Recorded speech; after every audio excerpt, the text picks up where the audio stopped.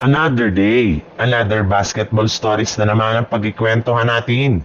At ngayon nga, yung pag-uusapan natin ang balitang jackpot nga daw ang Los Angeles Lakers sa kanilang bagong center. At ang balitang request ni Jonathan Kuminga sa Golden State Warriors. Ginanap na nga ngayong araw ang pinaka-inaabangang media day ng Los Angeles Lakers kung saan sinagot na nga ng kanilang mga coaches at ng lahat ng kanilang mga players kung ano ang mga bagay na dapat pakaabangan ng kanilang team sa darating na season. At katulad nga ng inaasahan, championship nga talaga ang kanilang pinaka-goal lalong-lalo na ni LeBron James at Luka Doncic. Nakitang kondisyon na agad ang mga pangangatawan. Kaya pagkatapos nga ng media day ng Lakers ay agad na nga silang dumiretso sa kanilang training camp sa loob ng kanilang pasilidad. Pero hindi lang naman nga sina LeBron at Luka ang merong pangako sa Lakers bagkus maging ang kanilang center na si DeAndre Ayton ay sinabing sisiguraduhin nga po niya na magkakaroon siya agad ng instant impact sa kanilang team lalo na sa ilalim ng basket. At sa scoring na ipinapakita rin naman nito agad ang unang araw pa lang ng kanilang training camp. Matapos siyang magkaroon dito ng magandang performance.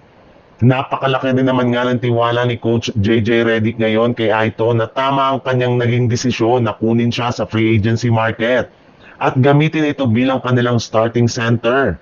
Napansin nga po nito na mas motivated na ito ngayon na tulungan sina LeBron James at Luka Doncic. Sa ibang balita naman, pagkatapos nga ng media day ng Golden State Warriors ay didiretso na nga ang kanilang koponan sa training camp na gaganapin sa loob ng kanilang pasilidad. Dito nga ay unti-unti nang bubuuhin ni Coach Steve Kerr ang kanilang gagamiting rotation at game plan sa kanilang mga darating na laro sa preseason. At katulad nga ng inaasahan, hindi pa rin nga dito makakasama ang kanilang batang player na si Jonathan Kuminga na hanggang ngayon ay isa pa rin namang ganap na restricted free agent sa hindi pa rin ito pagpirma ng kontrata sa team. Hindi pa rin nga sila nagkakasundo ng Warriors kung gagawin sa kanyang sitwasyon dahil magkaiba nga ang plano nilang dalawa bagamat man nga gusto ng Golden State Warriors na panatilihin si Kuminga sa lineup ay gusto na rin naman nga nito umalis at lumipat sa kupunan ng Sacramento Kings na nangako sa kanya na bibigyan siya ng starting position. Hindi nga kagaya sa Warriors ay gagawin nga siyang prioridad ng Kings sa kanilang rotation. Kaya hindi na nga nakakagulat bakit nakikipag-stand off na ito sa kanilang general manager na si Mike Dunleavy.